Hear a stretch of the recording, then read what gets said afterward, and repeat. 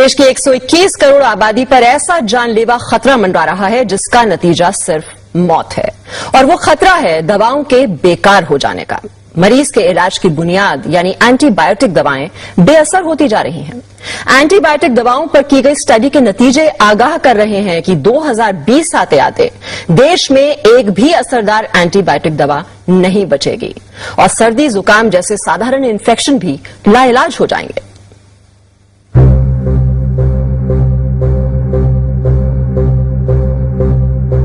देश की 121 करोड़ आबादी पर ऐसा जानलेवा खतरा मंडरा रहा है जिसका नतीजा सिर्फ मौत है, और वो खतरा है दवाओं के बेकार हो जाने का। मरीज के इलाज की बुनियाद यानी एंटीबायोटिक दवाएं बेअसर होती जा रही हैं। एंटीबायोटिक दवाओं पर की गई स्टडी के नतीजे आगाह कर रहे हैं कि 2020 आते आते देश में एक भी असरदार एंटीबायोटिक दवा नहीं बचेगी और सर्दी जुकाम जैसे साधारण इन्फेक्शन भी लाइलाज हो जाएंगे।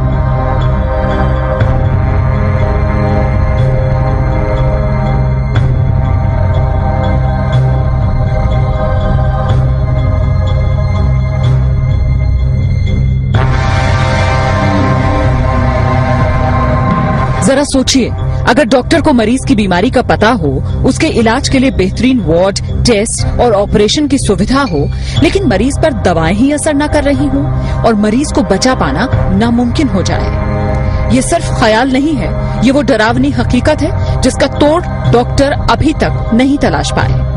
दिल्ली के एक प्राइवेट अस्पताल में हुई स्टडी के नतीजों से ये खुलासा हुआ कि कई एंटीबायोटिक दवाएं जो गंभीर बीमारियों के इलाज में इस्तेमाल की जा रही हैं, दरअसल मरीजों पर काम ही नहीं कर रही। अस्पतालों में मरीज बेमौत मरने को मजबूर हैं।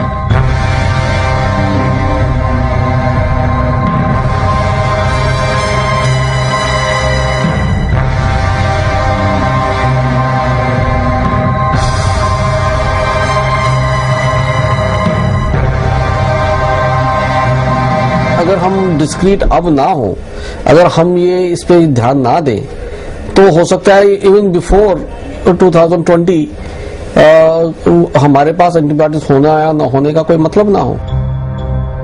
77,000 से ज्यादा मरीजों पर हुई अब तक की सबसे बड़ी स्टडी में ये पाया गया कि टीबी, निमोनिया और पेट की बीमारियों में इस्तेमाल की जाने वाली कई नई एंटीबायोटिक दवाएं अब बेकार हो चुकी हैं।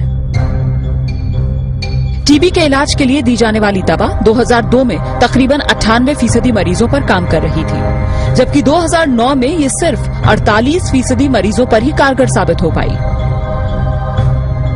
निमोनिया और सांस की तकलीफ के लिए दी जाने वाली एंटीबायोटिक दवा 2002 में 25% मरीजों पर काम कर रही थी, लेकिन 2009 में ये दवा महज 3% मरीजों के काम के लायक ही रह गई थी। सर्जरी कराने वाले मरीजों में होने वाले इन्फेक्शन को रोकना चुनौती बन गया है। अनुमानित आंकड़ों के मुताबिक देश के हर अस्पताल में हर हफ्ते 1 से 2 मरीजों की मौत सिर्फ इसलिए हो जाती है क्योंकि एंटीबायोटिक दवा बेकार साबित हो गई। अभी से दिक्कत होनी शुरू हो गई है। कई बार हमारे पास ऐसे मरीज आते हैं जहाँ की हमारे पास कोई एंटीबायोटिक रह ही नहीं जाता है, तो हम लोगों को लगता है कि कई बार पेरिफेरल सेंटर से हमारे पास आए क्यों है, क्योंकि हमारे पास कोई दवाई नहीं रह जाते। तो कई बार लोग सेप्सिस में मारे जा रहे हैं आजकल, और ये दवाई प्रॉब्लम तो अभी से शुरू हो गई है और ये बढ़ने ही वाली है, क्योंकि जो नए एंटीबायोटिक्स हैं वो इन द होराइजन बहुत ही कम है। राजधानी के सर गंगाराम अस्पताल में 2001 से 2010 के बीच भर्ती हुए 77,000 मरीजों पर यह स्टडी की गई।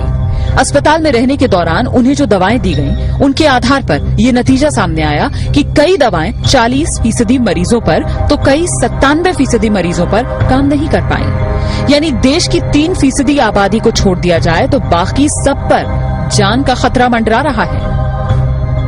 मौजूदा एंटीबायोटिक दवाएं अगर इसी तरह बेअसर होती रही तो क्या बहुत से मरीजों को बेमौत मरने के लिए मजबूर होना पड़ेगा? इस सवाल का जवाब वाकई डराने वाला है, क्योंकि डॉक्टरों की राय में बहुत से मरीज इन्फेक्शंस की वजह से सिर्फ इसलिए जान गंवा रहे हैं क्योंकि अब उन पर वो दवाएं काम नहीं कर रही जिनके जरिए कुछ साल पहले तक वो बीमारी का इलाज कर पा रहे थे। पूजा मक्कड़, जी न्यूज, दिल्ली।